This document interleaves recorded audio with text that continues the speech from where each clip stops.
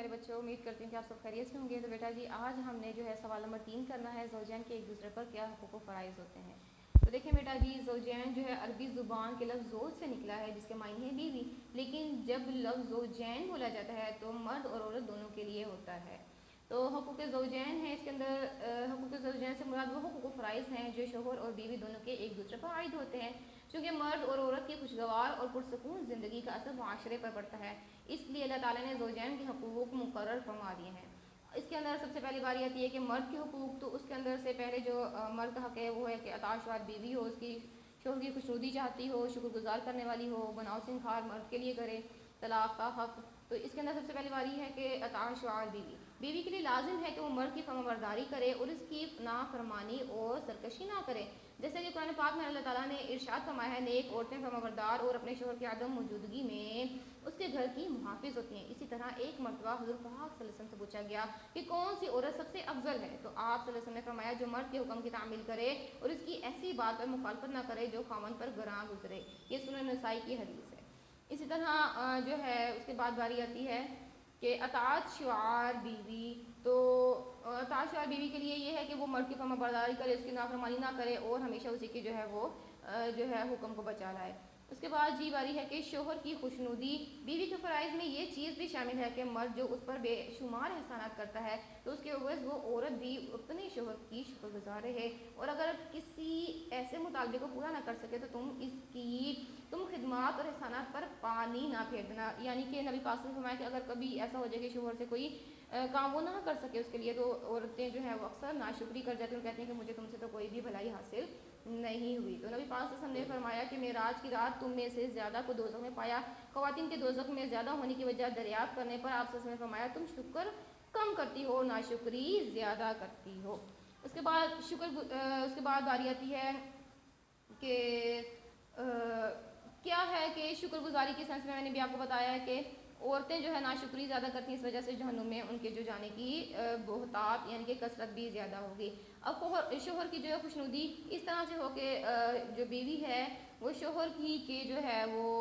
خوشی میں خوش رہے اور اسی کی رضا میں خود کو راضی رکھے، جیسا کہ حدیث ہے نبی پاک نے فرمایا اچھی عورت وہ ہے کہ جب شوہر اسے دیکھے تو اسے مسرت ہو، وہ اسے حکم دے تو اطاعت کرے اور اس کی عدم موجودگی میں اس کے مال کی اور اپنی ہی حفاظت کرے۔ تو جی بیٹا جی اس کے ساتھ ہی آتا ہے اگلا پوائنٹ جو ہے وہ بناؤ سنگھار۔ دیکھیں بناؤ سنگھار جو ہے یہ عورت کا ایک فطری جو ہے وہ عمل ہے، تو اس کے اندر جو ہے یہ بناؤ سنگھار کا جو حق ہے، تو یہ بناؤ سنگھار جو ہے عورت کو چاہیے کہ اپنے جسم اور لباس کو صاف ستھرا رکھے اور اپنے شوہر کے لیے مناسب بناؤ سنگھار کرے تاکہ اس کے شوہر کی توجہ کسی اور طرف نہ بھٹکے، اور یہ بناؤ سنگھار عورت کا خصوصی جو ہے اپنے شوہر کے لیے ہونا چاہیے، نہ کہ غیر محرموں کے لیے۔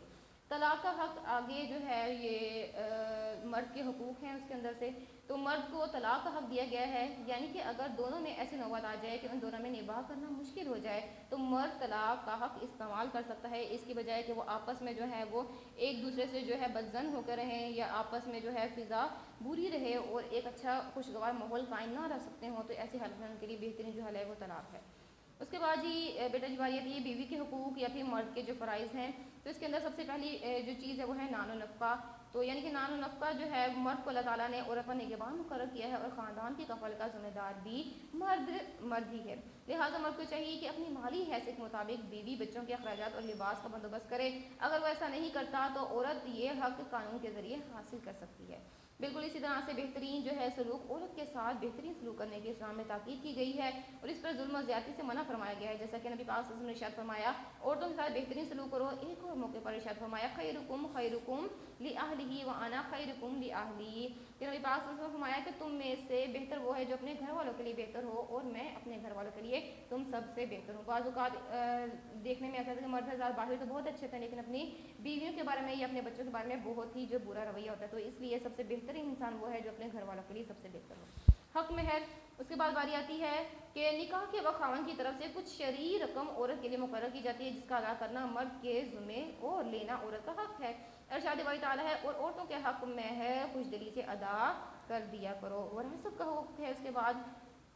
خاوند کی وراثت میں بھی عورت کے لیے اس کا جو ہے ایک مخصوص حصہ مقرر کیا گیا ہے جس کا لینا اس کا حق ہے۔ اس کے بعد یکساں سلوک، اگر کسی مرد نے جو ہے ایک سے زیادہ شادی کی ہوئی 2 3 یا 4 تو ہر ایک بیوی کے ساتھ جو ہے برابری کا سلوک کرنا یہ اس کے لیے لازم ہے، اور اگر وہ ایسا نہیں کر سکتا، اسے جو ہے انصاف کا جو ہے وہ ڈر ہے کہ وہ انصاف نہیں کر سکے گا، تو اس کے لیے ایک ہی بہتر ہے۔ اور انصاف اس طرح سے ہے کہ اس کے جو ہے وہ جیسے نام نفقہ میں جو ہے وہ، اور اسی طرح سے جو ہے وہ دیگر خیال رکھنے میں جو ہے ان کے ساتھ جو ہے وہ برابری کا سلوک رکھا جائے۔ خلاصہ کلام الغرض، ایک بہترین معاشرے کی بنیاد خاندانی نظام اور مرد و عورت کی پاکیزہ عائلی زندگی نہ ہو تو معاشرے کی شرازہ بندی ممکن نہیں۔ یعنی کہ اگر ہم چاہتے ہیں کہ بہترین معاشرہ تشکیل پائے تو اس کے لیے جو ہے خاندانی یا عائلی زندگی کا وجود